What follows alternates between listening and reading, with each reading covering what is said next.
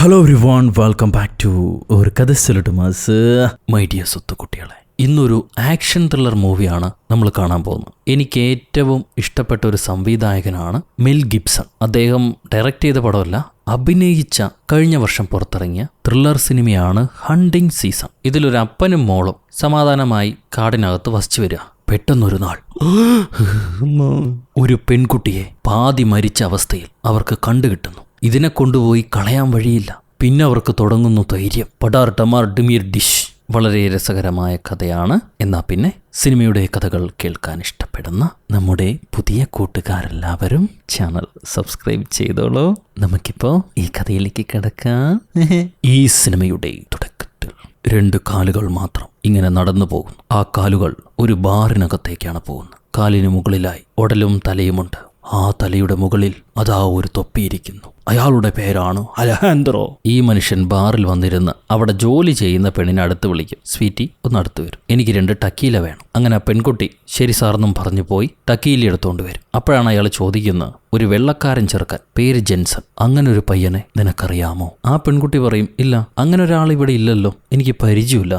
അപ്പൊ ഈ അലഹാൻഡ്രോ, അങ്ങനെ അല്ലല്ലോ, ഞാൻ അറിഞ്ഞത് ആ ചെറുക്കനുമായി നീ പ്ലിങ്കി നടത്തുന്നുണ്ടെന്നാണ്. മര്യാദയ്ക്ക് ഇവിടെ ഇരിക്കുക, എനിക്ക് നിന്നോട് സംസാരിക്കണം. ഇത് കേൾക്കുമ്പം ആ പെൺകുട്ടി, അവൾക്ക് ചെറിയ പേടിയുണ്ട്. അവൾ എന്തായാലും അയാളടുത്തിരിക്കുന്നു. അപ്പൊ ഈ അലഹാൻഡ്ര പറയും, പെണ്ണെ, നീ കാണാൻ സുന്ദരിയാണ്, പക്ഷെ നീ പലരും പറയുന്ന നുണകൾ വിശ്വസിക്കുന്നു. നമ്മൾ കാണുന്നത് പോലെയല്ല ലോകം. ഇവിടെ ഒരുപാട് പേര് ഡേർട്ടി ഗെയിംസ് പ്ലേ ചെയ്യുന്നുണ്ട്. നീ ചിലപ്പോ അതറിയുന്നുണ്ടാവില്ല. അറിയാതെ ആൾക്കാരെ വിശ്വസിച്ചു പോകും. നിന്റെ കൂട്ടുകാരനില്ലേ, ആ കൂട്ടുകാരൻ, അവൻ എന്നെ ചതിക്കാൻ ശ്രമിച്ചു. അങ്ങനെ പാടില്ലല്ലോ. ഇത് കേൾക്കുമ്പോൾ ആ പെൺകുട്ടി പറയും, സാറേ, എനിക്കൊന്നും അറിയാൻ പാടില്ല, ഞാൻ ഇങ്ങനെയുള്ള വിഷയങ്ങളിലൊന്നും ഇടപെടാറില്ല. അപ്പൊ അലഹാൻഡ്രോ ചിരിച്ചിട്ട്, നീ എന്നോട് ഒളിച്ചു വെക്കാൻ ശ്രമിക്കണ്ട, എനിക്ക് നീ ആരാണെന്നറിയാം, നിനക്ക് വേണ്ടപ്പെട്ടവരെ അറിയാം, നിന്റെ അഡ്രസ്സും അറിയാം. സോ ലിസി, ഞാൻ പറയുന്നത് കേൾക്ക്, ഇതൊരു ഡേഞ്ചർ പ്ലേസ് ആണ്, ഞാൻ ഡേഞ്ചർ ആയിട്ടുള്ള ആളും. ഇതും പറഞ്ഞിട്ട് അയാൾ തൻ്റെ കയ്യിലെ കത്തി ഈ പെണ്ണിന്റെ കാലിനിടയിൽ കൊണ്ടുപോയി വെക്കും. ഞാൻ ഈ കത്തിയിലെ ബട്ടൺ ഒന്ന് അമർത്തിയാൽ മതി, നിന്റെ കാല് 2ആയിട്ട് പിളരും. അങ്ങനെ ചെയ്യണോ? നിന്റെ കൂട്ടുകാരൻ അത് ഇഷ്ടപ്പെടുമോ?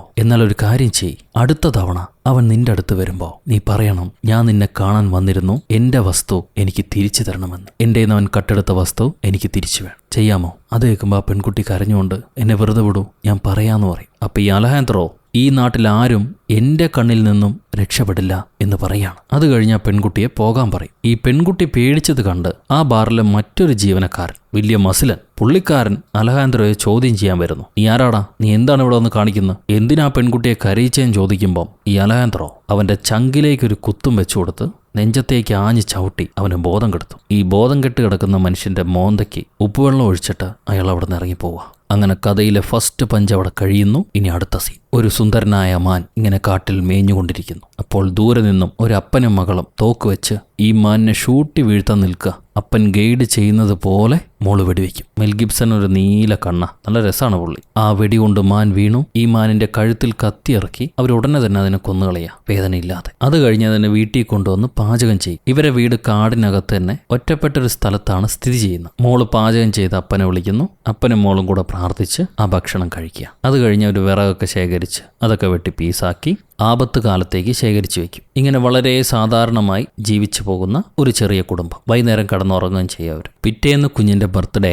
മോൾക്കൊരു കേക്കൊക്കെ റെഡിയാക്കി വെച്ച് ചെറിയ സമ്മാനവും ഒരുക്കി വെച്ചിട്ടാണ് അപ്പൻ കാറും എടുത്തുകൊണ്ട് സിറ്റിയിലേക്ക് വരുന്നത്. മോളെ അപ്പൻ അങ്ങനെ പുറത്തധികം വിടാറില്ല. ഈ വീടിനെ ചുറ്റിയുള്ള പരിസരത്തും മാത്രമേ അവളെ കറങ്ങാൻ വിടാറുള്ളൂ. ചെറിയൊരു അടച്ചു വെച്ച് വളർത്തൽ. അതെന്തുകൊണ്ടാണെന്ന് നമുക്കിപ്പം മനസ്സിലാവില്ല. ഇത്തവണ അപ്പൻ സമ്മാനമായിട്ട് കൊടുത്തിരിക്കുന്നത് ചെറിയൊരു തോക്ക, പിസ്റ്റൾ. അപ്പൻ അങ്ങനെ ടൗണിലേക്ക് വന്ന് പലവ്യഞ്ജനങ്ങൾ സാധനങ്ങളൊക്കെ വാങ്ങിക്കുന്നുണ്ട്. പോസ്റ്റ് ഓഫീസിൽ പോയി തനിക്ക് വന്ന ലെറ്റേഴ്സും ശേഖരിക്കും. ചില കത്തുകൾ മാത്രം അപ്പനെടുത്ത് മാറ്റിവെക്കുന്നു. എന്താണാവോ? ഈ നേരം മോള് കുറച്ച് ഇരയൊക്കെ എടുത്ത് ചൂണ്ടയുമായി തടാകത്തിൽ ചെന്ന് മീൻ പിടിക്കുക. അപ്പൻ ആ നേരം ഒരു പുല്ലുവെട്ടി യന്ത്രം, പഴയ യന്ത്രം വാങ്ങിക്കുന്നുണ്ട്. കേടായതുകൊണ്ട് കുറഞ്ഞ വിലയ്ക്ക് അത് കിട്ടും. പുള്ളി അതും വാങ്ങിച്ച് തിരിച്ചു വരുന്ന സമയം ഈ മോള് മീനൊന്നും കിട്ടാതെ വീട്ടിലേക്ക് പോവാണ്. പോണ വഴി ദൂരെ ആരുടെയോ കരച്ചിൽ ചെറിയ ശബ്ദത്തിൽ കേൾക്കാം. സഹായിക്കണേ എന്ന് പറഞ്ഞ് ഇവൾ ആ സ്ഥലത്തേക്ക് പോകും. പുഴയ്ക്കരികിൽ നിന്നാണ് ഈ ശബ്ദം കേൾക്കുന്നത്. അവിടുത്തെ കാഴ്ച കണ്ട് അവൾ ഞെട്ടിപ്പോവും. അപ്പൻ വീട്ടിലേക്ക് വരുമ്പോൾ ഇവൾ ഓടിച്ചെന്ന് അപ്പനോട്, അപ്പാ, ആ പുഴയിലൊരു സംഭവം ഞാൻ കണ്ടു, എന്റെ കൂടെ ഓടി വരുമെന്നും പറഞ്ഞ് അപ്പനെ വിളിച്ചുകൊണ്ട്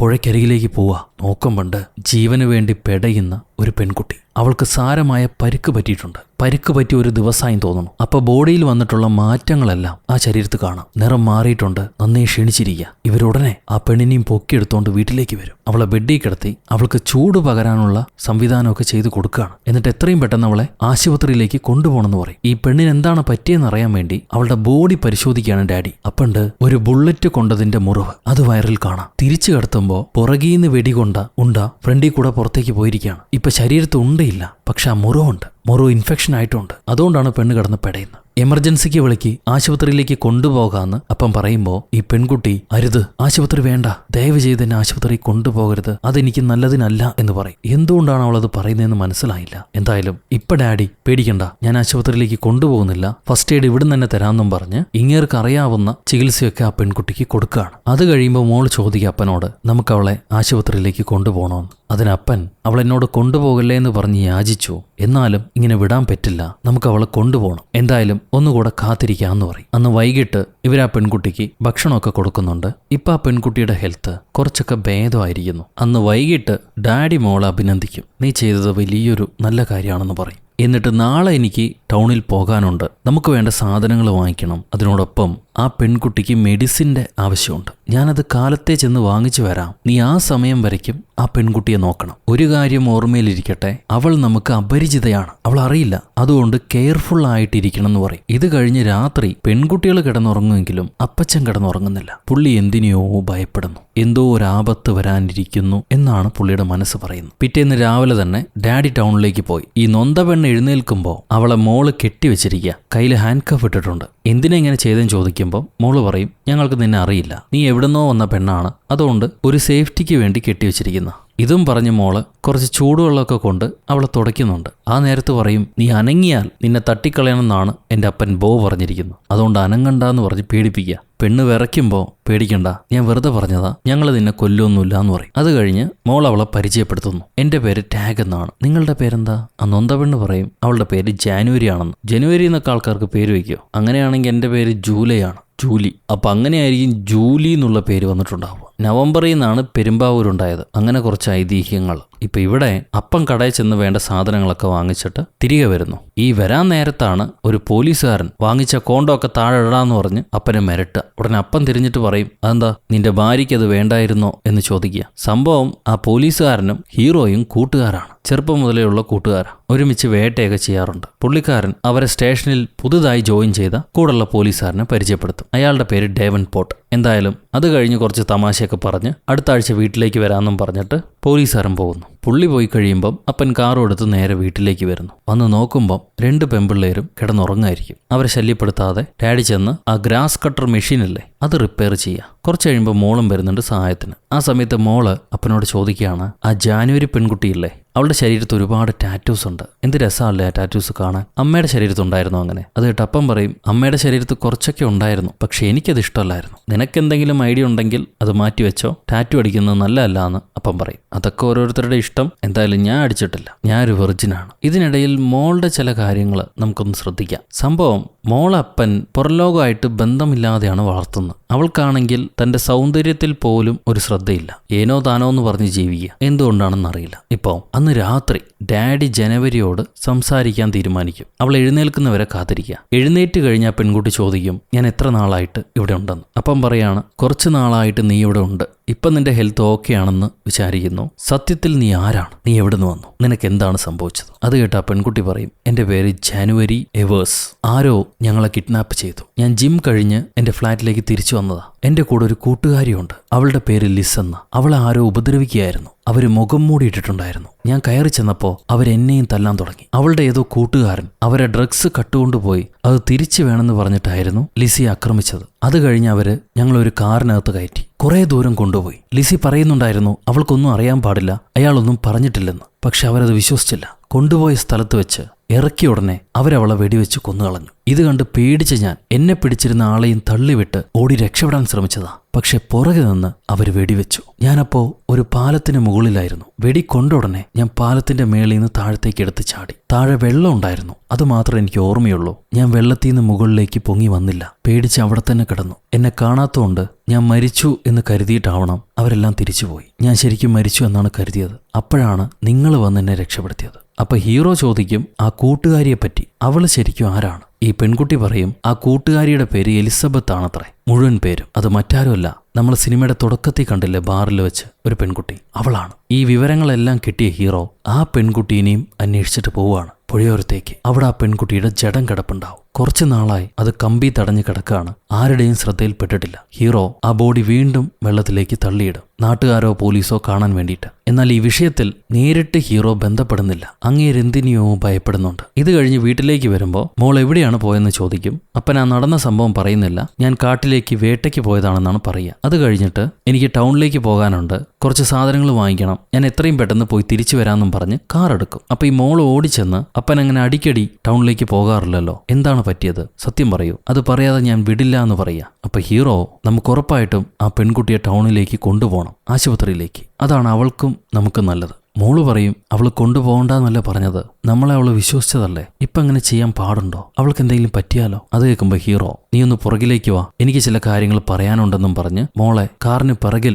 വിളിച്ചോണ്ട് പോയിട്ട്, ഞാനിപ്പോ പുഴയിൽ ഒരു മരിച്ച പെൺകുട്ടിയുടെ ജഡവും കണ്ടിട്ടാണ് വരുന്നത്. തലയിൽ വെടിവെച്ച് ആ പെൺകുട്ടി അവർ കൊന്നിരിക്കുന്നു. ഈ കേസ് വളരെ സീരിയസാ. അവളുടെ കൂട്ടുകാരിയാണ് ഇപ്പൊ നമ്മുടെ വീട്ടിൽ കിടക്കുന്നത്. അവളെയും അവർ കൊല്ലാൻ നോക്കിയിട്ടുണ്ട്. ഇവൾക്കിപ്പോ ജീവനുണ്ട് എന്നറിഞ്ഞാൽ അവർ ഉറപ്പായിട്ടും തിരിച്ചു വരും, നമുക്കത് കുഴപ്പമുണ്ടാക്കും. അതുകൊണ്ട് പറഞ്ഞത് കേള്, ഈ ലോകം വളരെ മോശമാണ്. മോൾ അവളെയും ശ്രദ്ധിച്ച് വീട്ടിലിരി, അപ്പൻ ടൗണിൽ ചെന്ന് വേണ്ട കാര്യങ്ങൾ ചെയ്തിട്ട് വരാമെന്നും പറഞ്ഞ് ഹീറോ കാറും എടുത്ത് പുറപ്പെടുക. ഈ സമയത്ത് ജനുവരി എനിക്കൊന്ന് ബാത്റൂമിൽ പോണെന്നും പറഞ്ഞ് അവളെ ഹാൻഡ് കഫ് അഴിച്ചിട്ട് ബാത്റൂമിലേക്ക് പോവാണ്. അവൾ എന്തെങ്കിലും കുഴപ്പമുണ്ടാക്കുമെന്ന് നമ്മൾ പേടിക്കും. പക്ഷെ ഭാഗ്യത്തിന് ജനുവരി കുഴപ്പമൊന്നും ഉണ്ടാക്കുന്നില്ല, ഓടി രക്ഷപ്പെടാനും ശ്രമിക്കുന്നില്ല. വയറിലാണ് വെടികൊണ്ടിരിക്കുന്നത്. പെണ്ണ് ബാത്റൂം പോയി കഴിഞ്ഞ് മിണ്ടാതെ വന്ന് കിടക്കുക. അപ്പൊ മോള് പറയും ജനുവരിയെ കാണാൻ നല്ല ഭംഗിയുണ്ടെന്ന്. അതിന് ജനുവരി എന്നെ കാണാൻ അത്ര ഭംഗിയൊന്നുമില്ല, എന്റെ അവസ്ഥ വളരെ മോശമാണെന്ന് പറയാം. അപ്പൊ മോള് അങ്ങനെയൊന്നുമില്ല, ഈ അസുഖം ഭേദമായാൽ നിങ്ങൾ വീണ്ടും പഴയ അവസ്ഥയിലേക്ക് വരില്ലേ, അപ്പൊ വീണ്ടും ഭംഗി വെക്കും, ആ ഭംഗി എനിക്ക് കാണാൻ പറ്റുന്നുണ്ട്, അതുകൊണ്ട് പറഞ്ഞാണെന്ന് പറയും. ഇങ്ങനെ സംസാരിച്ച് ഒന്നുകൂടെ അവർ തമ്മിൽ ഫ്രണ്ട്ലി ആവാണ്. അപ്പൊ ജനുവരി ചോദിക്കും മോളോട് നിന്റെ അമ്മ എവിടെയാണെന്ന്. മോള് പറയാണ് അവളുടെ ചെറുപ്പത്തിൽ തന്നെ അമ്മ മരണപ്പെട്ടു പോയി, അമ്മയെ കണ്ടതായിട്ട് ഓർമ്മ പോലുമില്ല എനിക്ക്, അച്ഛനാണ് എന്നെ വളർത്തിയത്, നിങ്ങൾക്ക് ചായ എന്തെങ്കിലും വേണമെന്ന് ചോദിച്ചിട്ട് അവൾ ചായ കൊടുക്കുക. അപ്പൊ ജനുവരി ചോദിക്കും നിന്റെ അച്ഛൻ എവിടെ പോയെന്ന്. മോള് പറയാണ് ബോ ടൗണിൽ പോയെന്ന്. അപ്പനെ അവള് ബോ എന്നാ വിളിക്കുക. അതെന്തുകൊണ്ടാന്ന് ചോദിക്കുമ്പോൾ അങ്ങേരെ പേര് ബോളർന്ന, ചെറുപ്പം മുതൽ ഞാൻ ബോ എന്ന് വിളിച്ച് ശീലിച്ചു പോയി, പിന്നെ അത് മാറ്റാൻ പറ്റുന്നില്ല, അങ്ങേർക്കും അത് തന്നെയാണ് ഇഷ്ടമെന്ന്. ഈ സമയത്ത് പർച്ചേസിംഗ് എല്ലാം കഴിഞ്ഞ അപ്പൻ വീട്ടിലേക്ക് തിരിച്ചു വന്നു. പെട്ടെന്ന് വീടിന്റെ ഇടതുഭാഗത്തു നിന്നും എന്തോ ശബ്ദം കേൾക്കുന്നു. ഇങ്ങേരുടെ കയ്യിൽ തോക്കൊക്കെ ഉണ്ട്, ഒരുപാട് തോക്കുകൾ വീട്ടിലുണ്ട്. ആള് നല്ല ധൈര്യശാലിയുമാണ്, അതുകൊണ്ട് പേടിക്കണ്ട, ഇപ്പം അണ്ണം പോയി ചെക്ക് ചെയ്യുമ്പോൾ അവിടെ കുഴപ്പമൊന്നുമില്ല. മോള് വന്ന് എന്തെങ്കിലും പ്രശ്നമുണ്ടോ എന്ന് ചോദിക്കുമ്പോൾ കുഴപ്പമൊന്നുമില്ല, നമുക്ക് അകത്തേക്ക് പോകാമെന്നും പറഞ്ഞ് അപ്പം മോളെയും വിളിച്ച് അകത്തേക്ക് കയറുന്നു. ആ സമയത്ത് ഈ ജനുവരിയെ അഴിച്ചുവിട്ടതായി അപ്പം കാണുന്നുണ്ട്. എന്നാൽ കംപ്ലൈന്റ് ഒന്നും പറയുന്നില്ല. അത് കഴിഞ്ഞ് ഇവർ മരം വെട്ടുന്ന സമയത്ത് മോൾ അപ്പനോട് ചോദിക്കും ഞാൻ അഴിച്ചുവിട്ടത് കുഴപ്പമാണോ, അവൾ ബാത്റൂമിൽ പോകണമെന്ന് പറഞ്ഞു, അതുകൊണ്ടാണ് അഴിച്ചുവിട്ടത്, മാത്രമല്ല ഒരു പ്രശ്നക്കാരിയായിട്ട് എനിക്ക് തോന്നുന്നില്ല. അപ്പം അപ്പൻ അങ്ങനെയൊക്കെ തോന്നും, എന്നാലും നമുക്ക് അവളെ അറിയില്ല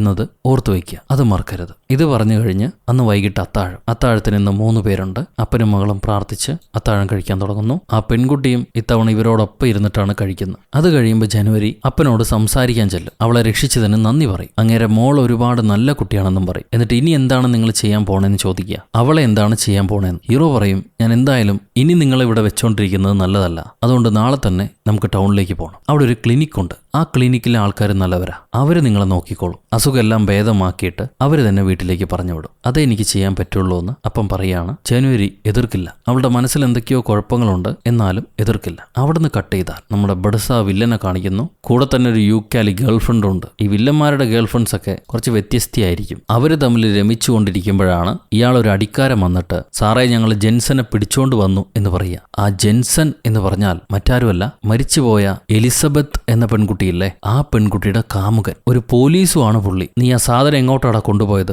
മറ്റാരോടെങ്കിലും പറഞ്ഞോ, ഞങ്ങൾ ഒറ്റാൻ ശ്രമിച്ചാണോ അതോ കട്ടെടുത്ത് വിൽക്കാൻ ശ്രമിച്ചാണോ എന്ന് ചോദിച്ചിട്ട് അയാളെ പൊതിരെ തല്ലുന്നു. സംഭവം ഈ പോലീസുകാരൻ ഇവരെ സഹായിച്ചിട്ടുണ്ട്, ഡ്രഗ്സ് ആ നാട്ടിൽ നിന്ന് കടത്താനും കൊണ്ടുവരാനും ഒക്കെ. ഇതിനിടയിൽ ഒരു തവണ കൊടുത്തുവിട്ട സാധനം പുള്ളി അടിച്ചു മാറ്റി എവിടെയോ കൊണ്ടുപോയി വിറ്റു. എന്നിട്ട് ഈ വില്ലന്മാര് കാണാതെ നടക്കുകയായിരുന്നു. പക്ഷെ എങ്ങനെയൊക്കെയോ വില്ലന്മാര് അയാളെ പിടിച്ചിരിക്കുകയാണ്. ഇപ്പൊ ആ സാധനം തിരികെ വേണമെന്നും പറഞ്ഞ് പൊതിരെ തല്ലുന്നു. അയാൾക്കാണെങ്കിൽ അത് തിരിച്ചു കൊടുക്കാൻ പറ്റില്ല, വിറ്റുപോയി. ഇനി വേറെന്തെങ്കിലും പണി കാണിച്ച് ആ മെറ്റീരിയൽ എത്തിക്കാം എന്ന് പുള്ളി പറയുന്നുണ്ട്. ഒരു തവണ തെറ്റ് പറ്റിപ്പോയി, എന്നോട് ക്ഷമിക്കൂ എന്ന് ചോദിക്കും. അപ്പൊ ആ വില്ലൻ ചിരിച്ചുകൊണ്ട് എന്റെ കയ്യിൽ നിന്ന് ആരും രക്ഷപ്പെടാമെന്ന് വിചാരിക്കണ്ട, കഴിയില്ല, ഈ നാട്ടിൽ നിന്ന് ആരും രക്ഷപ്പെടില്ല. നീ ഓടിയാൽ എന്താ? നിന്റെ ഭാര്യയും മകനും ഞങ്ങളുടെ പിടിയിലുണ്ട്. പോലീസുകാരന്റെ ഭാര്യയെ ഞാനും കുറച്ചാൾ കാണട്ടെ. അവളെ വിറ്റിട്ടെങ്കിലും നിന്റെ കട ഞങ്ങൾ വീട്ടാം. പക്ഷെ നീ ചെയ്ത തെറ്റിന് അതിനുള്ള ശിക്ഷ നീ അനുഭവിച്ചേ തീരുമെന്ന് പറഞ്ഞിട്ട് ഇവരൊരു ഡ്രില്ലർ കൊണ്ട് ആ പോലീസുകാരനെ തുളയ്ക്കാൻ തുടങ്ങും. കുറെ സമയം ടോർച്ചർ ചെയ്യുമ്പോൾ ആ പോലീസുകാരൻ മരിച്ചു പോകുന്നു. പിറ്റേ ദിവസം ഹീറോയുടെ വീട്ടില് ഹീറോ മോളോട് സൈക്കിളും എടുത്ത് ഇന്ന് വേറെ ഏതെങ്കിലും ഭാഗത്ത് പോയി മീൻ പിടിക്കാൻ പറയും. സംഭവം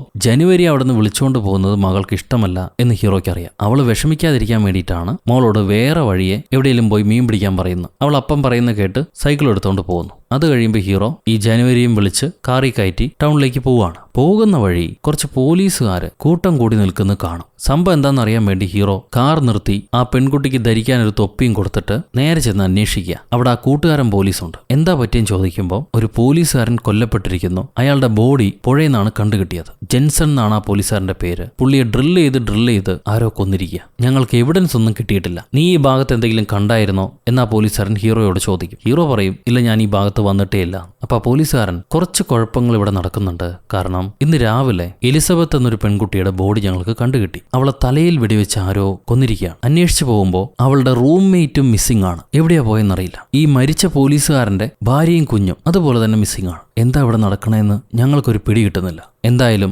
കാര്യമായ ആരോ ഇതിന് പുറകിലുണ്ട്. പോലീസുകാരൻ ഇത് പറഞ്ഞുകൊണ്ടിരിക്കുമ്പോൾ പുള്ളിക്കാരന്റെ കൂടെയുള്ള കൊളീഗ് അയാൾ വന്നിട്ട് പറയും, ഈ ബോഡി കിടക്കുന്ന സ്ഥലത്ത് നിന്ന് നമ്മൾക്ക് കാര്യമായൊന്നും കണ്ടുകിട്ടിയിട്ടില്ല. ചില ഷൂസുകളുടെ പാടുകളുണ്ട്. അതിവിടെ അടുത്തേക്ക് തന്നെയാണ് പോകുന്നത്. എങ്ങോട്ടാണെന്നുള്ളത് സെർച്ച് ചെയ്തുകൊണ്ടിരിക്കുകയാണെന്ന് പറയും. ശരി, അത് വാച്ച് ചെയ്യുന്നു പറഞ്ഞിട്ട് പോലീസുകാരൻ ഹീറോയോട് ഒരു കാര്യം പറയും. ഇവിടെ ഇത്തിരി കുഴപ്പങ്ങളുണ്ട്. നീ ഒരു കാര്യം ചെയ്യ്, കുറച്ച് നാളത്തേക്ക് പുഴക്കരയിലേക്കൊന്നും പോകണ്ട. അത് നിനക്ക് എന്തെങ്കിലും ബുദ്ധിമുട്ടുണ്ടാക്കും. ഈ കേസ് കഴിഞ്ഞിട്ട് വേട്ടയ്ക്കൊക്കെ ഇറങ്ങിയാൽ മതി എന്ന് പറയാ. ഹീറോ ശരിയെന്നും പറഞ്ഞ് കാർ എടുത്തു പോകും. അപ്പൊ ആ കൂടെയുള്ളത് ആരാണെന്നും കൂടെ പോലീസുകാരൻ ചോദിക്കുന്നുണ്ട്. അതെന്റെ അനിയത്തിയുടെ മോളാണെന്നും പറഞ്ഞ് ഹീറോ മിണ്ടാതെ വണ്ടി എടുത്ത് പോവാ. എന്നാൽ ആ കൊളീഗ് പോലീസുകാരനല്ലേ, അയാൾ നമ്മുടെ പെൺകുട്ടീനെ കാര്യമായിട്ട് വാച്ച് ചെയ്യുന്നുണ്ട്. എന്താണാവും? ഇപ്പൊ ഹീറോ പോലീസുകാരൻ പറഞ്ഞ അനുസരിച്ച് ഈ ക്രൈമിനൊക്കെ പിറകിൽ ഒരു ക്രൂ ഉണ്ട്. ആ ക്രൂവെ പറ്റി നിനക്കറിയോ എന്ന് ജനുവരിയോട് ചോദിക്കും. ജനുവരിയെ ടൗണിലേക്ക് കൊണ്ടുപോയിട്ടില്ല. അവളെ തിരിച്ച് വീട്ടിലേക്ക് തന്നെ കൊണ്ടുവരാം. കാരണം അവൾ എന്തായാലും കൊല്ലപ്പെടുമെന്ന് ഹീറോയ്ക്ക് മനസ്സിലായി. ജനുവരി പറയും, എനിക്ക് അവർ ആരാണെന്നൊന്നും അറിയില്ല, പക്ഷെ അവരുടെയൊക്കെ മുഖം ഞാൻ കണ്ടിരുന്നു. ഒരുത്തൻ എലിസബത്തിനെ ഉപദ്രവിച്ച് ആ പോലീസുകാരൻ എവിടെയാണെന്ന് ചോദിക്കുകയായിരുന്നു. ആ സമയത്ത് മറ്റൊരുവൻ അയാൾ എന്റെ അടുത്ത് വന്നിട്ട്, നീ അനാവശ്യമായി ഈ കുഴപ്പത്തിൽ പെട്ടതാണ് കുട്ടി, നീ ഒരിക്കലും ഈ സമയത്ത് വരാൻ പാടില്ലായിരുന്നു. ഇപ്പൊ ഞങ്ങൾ ആരാണെന്നും ഇവിടെ എന്തൊക്കെയാ സംഭവിച്ചെന്നും നീ അറിഞ്ഞില്ലേ, ഇനി നിനക്ക് തിരിച്ചു പോകാൻ കഴിയില്ല, ഞങ്ങളോട് ക്ഷമിക്കുമെന്നും പറഞ്ഞ് ഇവരെ പൊക്കി എടുത്തുകൊണ്ട് പോയി കൊല്ലാൻ ശ്രമിക്കുകയായിരുന്നു. അതിൽ നിന്നാണ് ദീനപ്പെണ്ണ് രക്ഷപ്പെട്ട് ഓടി വന്നത്. ഇതെല്ലാം കേട്ട ഹീറോയ്ക്ക് മനസ്സിലായി, എന്തായാലും അവൾ അന്വേഷിച്ച് ഈ വീട്ടിലേക്ക് ആൾക്കാർ വരുമെന്ന്. അന്ന് വൈകിട്ട് മോള് ജനുവരിയോട് ചോദിക്കും, നിങ്ങൾക്ക് ബന്ധുക്കൾ ആരുമില്ലേന്ന്. അതിന് ജനുവരി, ഒരു സഹോദരൻ ഉണ്ടായിരുന്നു, ചെറുപ്പത്തിലെ പിരിഞ്ഞതാ, പിന്നീട് ഞങ്ങൾ സംസാരിച്ചിട്ടില്ല. ഭർത്താവോ കാമുകനോ കുട്ടികളോ അങ്ങനെ ആരുമില്ല, ഒറ്റയ്ക്കാ. ചോദിക്കാനും പറയാനും ആരുമില്ലാത്ത പെൺകുട്ടിയാണ് ഞാനെന്ന് അവൾ പറയും. അത് കേൾക്കുമ്പോൾ ടെക്ക്, അതായത് മോള്, ഞങ്ങളും അതുപോലെ തന്നെയാ, എനിക്കും അപ്പനും ആരുമില്ല, ഞങ്ങളും ഇവിടെ തനിച്ചാണ് കഴിയണേന്ന് പറയും. എന്തായാലും ഈ ജനുവരിയുടെ കൂട്ട് അവൾക്ക് ഇഷ്ടമായി. ജനുവരിക്ക് ആകെ ഉണ്ടായിരുന്ന എലിസബത്ത് ആയിരുന്നു. അവൾ മരണപ്പെടുകയും ചെയ്തു. ഇനി എങ്ങോട്ടാ പോകേണ്ടതെന്ന് അവൾക്കറിയില്ല. അവിടെ നിന്ന് കട്ട് ചെയ്താൽ നമ്മുടെ വില്ലന്റെ അടുത്തേക്ക് അവന്റെ അടിയാൾക്കാർ ചെന്നിട്ട്, ഈ ജനുവരി മരണപ്പെട്ടിട്ടില്ല, അവളെ കണ്ടതായി ചിലർ പറയുന്നുണ്ട്, അവൾ ആ വുഡ്സിൽ തന്നെ ഉണ്ടെന്ന് പറയും. അപ്പൊ വില്ലൻ ഒരു തെളിവും ബാക്കി വെച്ചുകൂടാ, ഉടനെ തന്നെ അതെല്ലാം ക്ലീനപ്പ് ചെയ്യുന്നു പറയും. അവളെ കൊന്നു കളയാൻ പറയുകയാണ്. അന്ന് വൈകിട്ടല്ല രാത്രി ഹീറോ തന്റെ വീട്ടിലേക്ക് ഒരു പിക്കപ്പ് ട്രക്ക് വരുന്ന കാണും. നോക്കുമ്പോൾ അതിൽ നിന്ന് ഒരാൾ ഇറങ്ങി വരുന്നുണ്ട്. ഹീറോയുടെ കയ്യിൽ തോക്കും കത്തിയൊക്കെ ഉണ്ട്. ആൾ എന്തിനും തയ്യാറായിട്ട് നിൽക്കുക. അപ്പൊ ഈ മൊട്ട വന്നിട്ട്, സാർ, ഞാൻ എന്റെ കൂട്ടുകാരനെ അന്വേഷിച്ചു വന്ന, അവന്റെ പേര് ജോൺസൺ എന്നാ, അവനെ നിങ്ങൾക്ക് അറിയുമോ എന്ന് ചോദിക്കും. അതിന് ഹീറോ, ഇല്ല, അറിയില്ല, അങ്ങനെ ഒരാളെ പരിചയമില്ല, ഇവിടെയെങ്ങും അങ്ങനെ ഒരാൾ താമസമില്ല എന്ന് പറയാ. ഈ സമയത്ത് മോളും ജനുവരിയും ആ മനുഷ്യന്മാരെ കാണുന്നുണ്ട്. അവരിവളെ പിടിക്കാൻ വന്നാണോ എന്ന് അവർക്ക് അറിയില്ല. എന്തായാലും സേഫ്റ്റിക്ക് മോള് ഒരു കത്തി ഈ ജനുവരിയുടെ കയ്യിൽ കൊടുക്കും. മൊട്ട വീണ്ടും, എന്റെ അനിയത്തിയെ കാണാനില്ല, അവളുടെ പേര് ജനുവരി എന്നാ, വെള്ളത്തിൽ വീണതായിരുന്നു, അവളെങ്ങാനും ഇങ്ങോട്ട് നടന്നു വന്നിരുന്നോ എന്ന് ചോദിക്കുക. ഹീറോ അതിനും പറയും, ഇല്ല, അങ്ങനെ ഒരു പെണ്ണ് ഈ ഭാഗത്തേക്ക് വന്നിട്ടേ ഇല്ല, ഞങ്ങൾ കണ്ടതുമില്ലെന്ന്. ഹീറോയുടെ നിപ്പീന്നും സംസാരത്തിന്നും മൊട്ടയ്ക്ക് മനസ്സിലായി പുള്ളി കള്ളം പറഞ്ഞ അഹങ്കാരത്തോടെ നിൽക്കുകയാണെന്ന്. അപ്പൊ മൊട്ട പറയാണ്, സർ, നിങ്ങൾ മനസ്സിലാക്കുന്നില്ല, എനിക്ക് ആ പെണ്ണിനെ വേണം, ഉറപ്പായിട്ടും വേണം, അതല്ലെങ്കിൽ നമുക്ക് ചില കുഴപ്പങ്ങൾ ഉണ്ടാകും, അതിൻ്റെയൊക്കെ ആവശ്യമുണ്ടോ? ഈ സംസാരം ഇങ്ങനെ ചൂട് കെട്ടിപ്പിടിച്ച് പോകുമ്പോഴാണ് അതിനെ കട്ട് ചെയ്യാൻ വേണ്ടിയിട്ട് മോള് മുറ്റത്തേക്ക് ഇറങ്ങി വന്ന് അപ്പാ ഡിന്നർ റെഡിയായി എന്ന് പറയാം. പെട്ടെന്ന് വരൂ, സംസാരിച്ച് നിൽക്കണ്ട, ഡിന്നർ റെഡിയായി. മോളെ കാണുമ്പോൾ ആ മൊട്ട നല്ല സുന്ദരി കൊച്ച്, അവളെ കാത്തിരിപ്പിക്കണ്ട, പൊയ്ക്കോളൂ, നിങ്ങൾ ചെന്ന് ഭക്ഷണം കഴിക്കുക, ഞാൻ എൻ്റെ സഹോദരിയെ എവിടെയെങ്കിലും അന്വേഷിച്ച് നടന്നോളാം, കിട്ടുമായിരിക്കും, സീ യു സൂൺ എന്നും പറഞ്ഞ് അയാൾ ഇറങ്ങി പോവുക. പോകുന്നവരെ ഹീറോ കാത്തിരിക്കും. അത് കഴിഞ്ഞ് മോളോട് രണ്ടുപേരും അകത്ത് കയറി കിടന്നോ, ഇനി ശബ്ദിക്കരുത്, പുറത്തെന്തെങ്കിലും കുഴപ്പങ്ങൾ ഉണ്ടായാലും ഇറങ്ങി വരരുത് എന്ന് പറയും. അപ്പം പറഞ്ഞതുപോലെ തന്നെ ഭക്ഷണം കഴിഞ്ഞ് അവർ രണ്ടുപേരും കിടക്കാണ്. നന്നേ ഇരുട്ടി കഴിയുമ്പോൾ നേരത്തെ വന്ന കാർ ലൈറ്റൊക്കെ ഓഫ് ചെയ്ത് ഒച്ച വയ്ക്കാതെ വീണ്ടും വരുന്നു. ആ നേരം ജനുവരി ഒന്ന് ബാത്റൂമിൽ പോകാൻ വേണ്ടി എഴുന്നേൽക്കുന്നുണ്ട്. ഈ കാർ ഓടിച്ച് വന്ന ആള് ആർക്കോ വേണ്ടി കാത്തിരിക്കുന്നത് പോലെ. പെട്ടെന്നായിരിക്കും അയാളുടെ നേർക്ക് ഒരു കിളവൻ തോക്ക് ചൂണ്ടുന്നു. നിനക്ക് എന്താടാ വേണ്ടതെന്ന് ഹീറോ ചോദിക്കുക. അപ്പൊ അയാൾ പറയും, വെറുതെ കളിക്കല്ല അപ്പൂപ്പ, ഇത് ഇത്തിരി പെശകായിട്ടുള്ള കാര്യ, ഞങ്ങൾ ആരാണ് എവിടെ നിന്നാണ് വരണേന്നറിഞ്ഞാൽ പിന്നെ താനിതുപോലെ ഹീറോയിസം കാണിക്കത്തില്ല, മാറി നിൽക്ക്, അതാണ് നിനക്ക് നല്ലതെന്ന് പറയും. അപ്പൊ ഹീറോ, നിങ്ങൾ എത്ര പേരുണ്ട്, എത്ര പേരാ വന്നിരിക്കണമെന്ന് ചോദിക്കുക. ആ തൊപ്പിക്കാരൻ പറയും, നീ വേണമെങ്കിൽ അകത്ത് പോയി നോക്കുന്നു. ഈ നേരത്ത് ജനുവരി ഒരുത്തം പിടിച്ചു, നമ്മൾ നേരത്തെ കണ്ട മൊട്ട. അവനാണ് വീടിനകത്ത് കയറിയിരിക്കുന്നത്. അവൻ കഴുത്ത് ഞെരിച്ച് ജനുവരിയെ കൊല്ലാൻ നോക്കുക. മോള് കൊടുത്ത കത്തി ടേബിളിൽ ഇരിപ്പുണ്ട്, എന്നാൽ അത് അവൾക്ക് എടുക്കാൻ കഴിയുന്നില്ല. അപ്പോഴായിരിക്കും തോക്കുമായിട്ട് മോൾ അങ്ങോട്ട് ഓടി വരുന്നത്. മാറി നിന്നോ അല്ലെങ്കിൽ വെടിവെക്കുമെന്ന് പറയുക. ഉടനെ ഈ വില്ലൻ തന്റെ കയ്യിലുള്ള തോക്കെടുത്ത് അവളെ വെടിക്കാൻ വേണ്ടി പൊക്കുമെങ്കിലും ജനുവരി പെട്ടെന്ന് ആ കത്തി കൈക്കലാക്കി ഇവന്റെ കഴുത്തിലേക്ക് കുത്തിയിറക്കുക. അങ്ങനെ പെമ്പിള്ളേര് പരസ്പരം രക്ഷപ്പെടുത്തി. ഈ വെടിവെച്ച കേട്ടുടനെ ഹീറോ തൊപ്പിക്കാരന്റെ മണ്ട വെടിച്ചു പൊളിക്കും. എന്നിട്ട് വീടിനകത്തേക്ക് ഓടി കയറുക.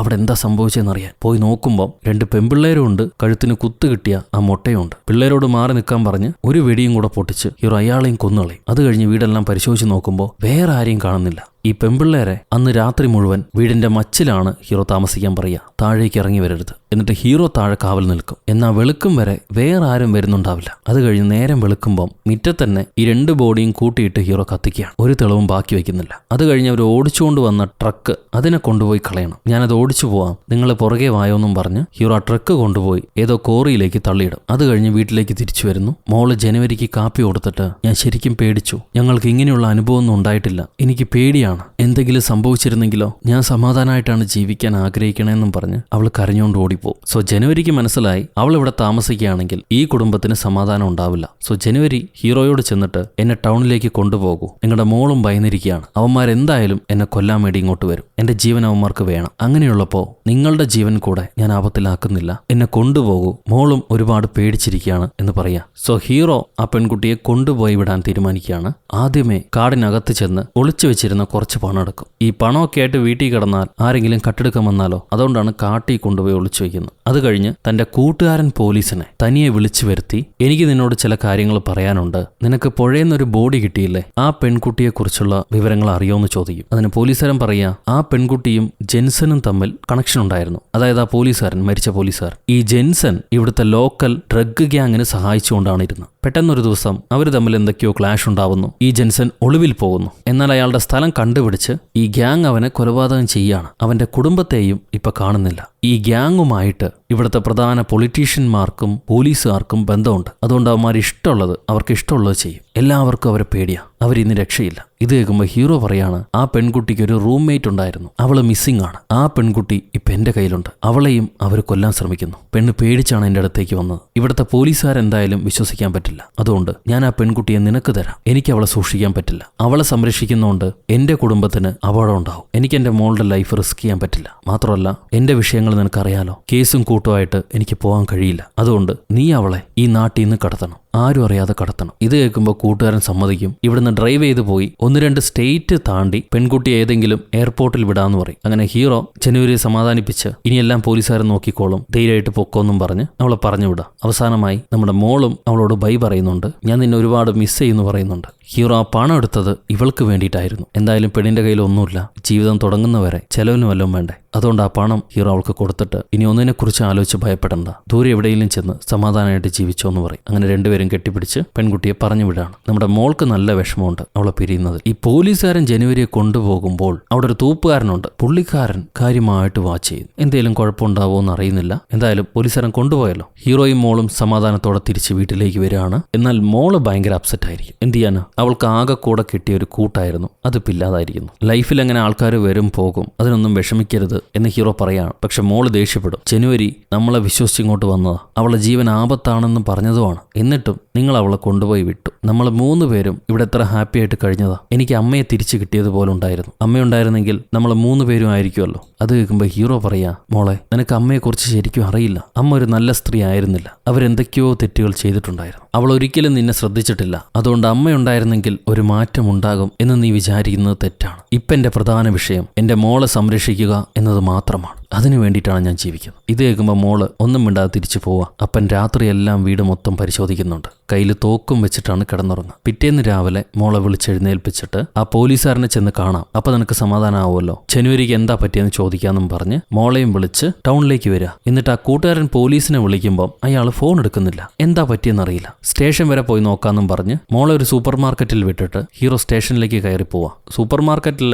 ഒരു പയ്യൻ മോളോട് സംസാരിക്കാൻ വരുന്നുണ്ട്. അവൾക്ക് അവന് ഇഷ്ടമാവുമെങ്കിലും എങ്ങനെയാ റെസ്പോണ്ട് ചെയ്യേണ്ടതെന്ന് അറിഞ്ഞൂടാ, ഒഴിവാക്കുകയാണ്. അവൾക്കങ്ങനെ അധികം ആൾക്കാരോട് ഇടപഴകി ശീലമില്ല. എന്തായാലും ഈ സമയം ഹീറോ സ്റ്റേഷനിലേക്ക് പോയി കൂട്ടുകാരൻ എവിടെയാണെന്ന് ചോദിക്കുക. അപ്പൊ അവിടെ മറ്റാ പുതിയ പോലീസുകാരനില്ലേ, അയാളുണ്ടാവും. അയാൾ ഹീറോയെ പുറത്തേക്ക് വിളിച്ചു വന്നിട്ട് കൂട്ടുകാരനെ ബ്രേക്കിനെ ഇന്നലെ മുതൽ കാണുന്നില്ല, അവന്റെ വീട്ടിലും ഞങ്ങൾ വിളിച്ചന്വേഷിച്ചു, എവിടെയാ പോയെന്ന് അറിയില്ലെന്നാണ് അവർ പറയുന്നത്. ഒരു വിവരവുമില്ല. നിങ്ങൾ 2 പേരും കൂട്ടുകാരാണല്ലോ, നിങ്ങൾ ഇന്നലെ അവസാനമായി കണ്ടുമുട്ടിയെന്ന് ഞാൻ അറിഞ്ഞു. എന്തൊക്കെയോ കുഴപ്പത്തിൽ നിങ്ങൾ പെട്ടിരിക്കുക. ജെൻസൺ എന്ന് പറഞ്ഞ പോലീസുകാരൻ മരിച്ചു, പിന്നെ ആ പെൺകുട്ടി, ഇപ്പൊ ബ്രേക്ക്, ഇതെല്ലാം തമ്മിൽ എന്തൊക്കെയോ ലിങ്ക് ഉള്ളതുപോലെ. എന്തായാലും അതങ്ങനെ മുന്നോട്ട് കൊണ്ടുപോകുന്നത് ശരിയല്ല.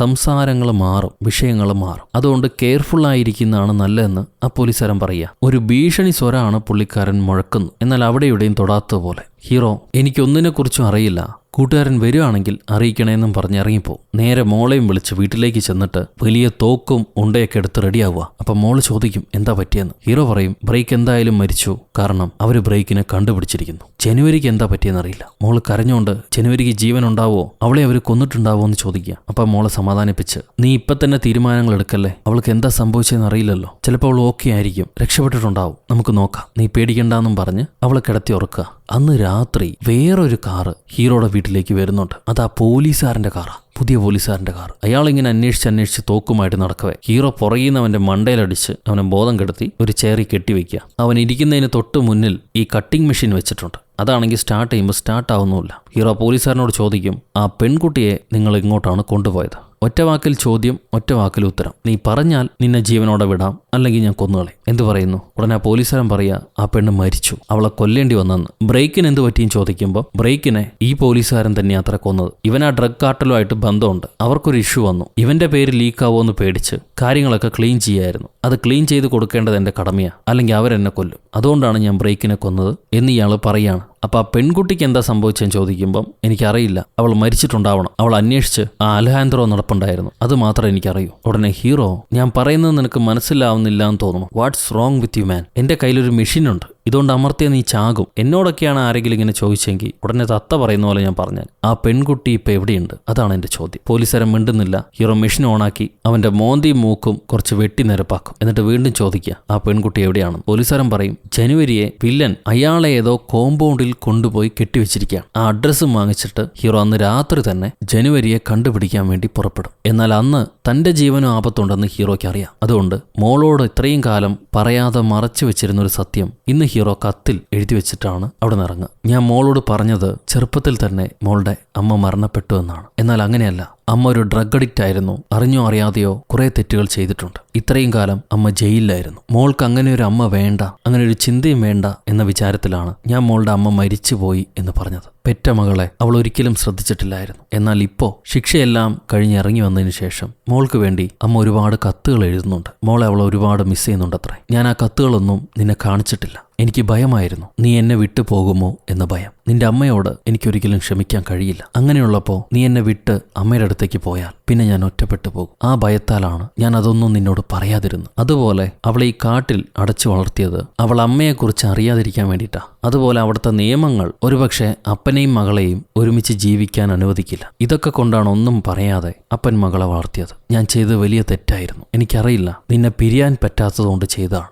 എന്നെങ്കിലും നീ എന്നോട് ക്ഷമിക്കും എന്ന് വിചാരിക്കുന്നു. ഇനിയും നിന്നെ അടച്ചു വെക്കുന്നത് ശരിയല്ല. ഈ ലോകം നീ കാണണം. ഞാനൊരു പക്ഷെ തിരിച്ചു വന്നില്ലെങ്കിലും ധൈര്യത്തോടെ ഈ ലോകത്തേക്ക് നീ ഇറങ്ങിച്ചെല്ലണം. ഞാനിപ്പോൾ ജീവിക്കുന്നത് നിനക്ക് വേണ്ടി മാത്രമാണ്. നീ ആഗ്രഹിച്ച നിന്റെ കൂട്ടുകാരിയെ വിളിച്ചുകൊണ്ടുവരാൻ അപ്പൻ ഇവിടുന്ന് പോവാണ്. ഈ ക്യാബിനും നമ്മൾ ഒളിച്ചു വെച്ചിരിക്കുന്ന പണവും നിന്റേതാണ്. നോക്കിയും കണ്ടും ചെലവാക്കുക. നമ്മുടെ ട്രക്ക് അതെപ്പോഴും സർവീസ് ചെയ്യണം. ഈ ലോകത്ത് ഒരുപാട് വൃത്തികേടുകളുണ്ടെങ്കിലും എൻ്റെ മകൾ ഏറ്റവും സൗന്ദര്യമുള്ളതാണ്, ബലമുള്ളതാണ്, നന്മയുള്ളതാണ്. അതുകൊണ്ട് ഭയപ്പെടണ്ട, മുന്നോട്ട് പോയിക്കോന്നും പറഞ്ഞ് മകൾക്ക് കത്തു എഴുതി വെച്ചിട്ട് അപ്പൻ ആ പോലീസുകാരനെയും വണ്ടി കയറ്റി നേരെ അയാളുടെ വണ്ടിയിൽ തന്നെ ഈ വില്ലന്മാരെ കോമ്പൗണ്ടിലേക്ക് ചെല്ലും. അവിടെ ഒരാൾ കാവൽ നിൽപ്പുണ്ട്. പുള്ളി അടുത്ത് വിളിച്ചൊരു കാര്യം പറയാനെന്നും പറഞ്ഞ് കഴുത്തറുത്ത് പറ്റിച്ചു കൊന്ന് ഒരു പാവത്തിന്. പാവല്ല, വില്ലൻ. എന്നിട്ട് ഈ പോലീസുകാരനെ ബന്ദിയാക്കി നേരെ വില്ലന്മാരെ ഷെഡിനടുത്തേക്ക് പോവാം. അപ്പൊ ആ വില്ലന്മാരെ നോട്ടമൊക്കെ കാണണം. എന്താടാ ഇവിടെ എന്ന പോലൊരു നോട്ടം. മെയിൻ വില്ലൻ വരുന്നവരെ ഹീറോ കാത്തിരിക്കും. അയാൾ കഞ്ചാവ് അടിച്ച് ചെറിയൊരു സൈഡ് വലിവുണ്ട്. അവൻ സിബ്ബൊക്കെ ഇട്ട് നേരെ ഹീറോയുടെ അടുത്തേക്ക് വന്ന് ബ്രദർ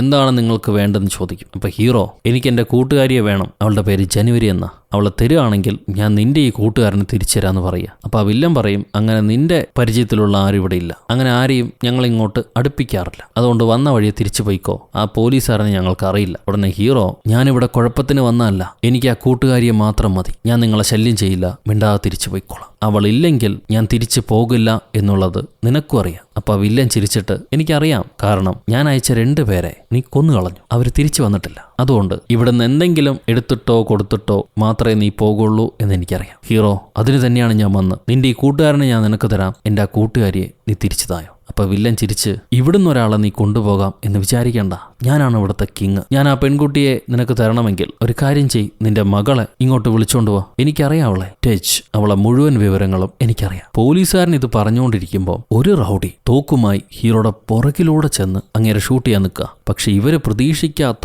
നമ്മളും പ്രതീക്ഷിക്കാത്ത ഒരു അതിഥി കൂടെ വന്നിട്ടുണ്ട്. ഷൂട്ടർ തങ്കച്ചി ഹീറോയുടെ മോള് ഒളിച്ചും പാത്തും പുറകിലൂടെ വന്നിട്ടുണ്ടായിരുന്നു. അവള് സ്നൈപ്പർ സെറ്റ് ചെയ്യുക. ഇവന്മാര് പറഞ്ഞാൽ കേൾക്കില്ല എന്ന് മനസ്സിലാക്കി ഹീറോ തോക്കെടുത്ത് പുടപുടവെന്ന് തന്നെ ഷൂട്ട് ചെയ്യാൻ തുടങ്ങും. പുറകിലൂടെ വെടിവെക്കാൻ വരുന്നവനെ തങ്കച്ചി പുറകിലൂടെ ഷൂട്ട് ചെയ്ത് വീഴ്ത്തും. പിന്നെ അടിയും വെടിയും പൊടിയും പുകയും.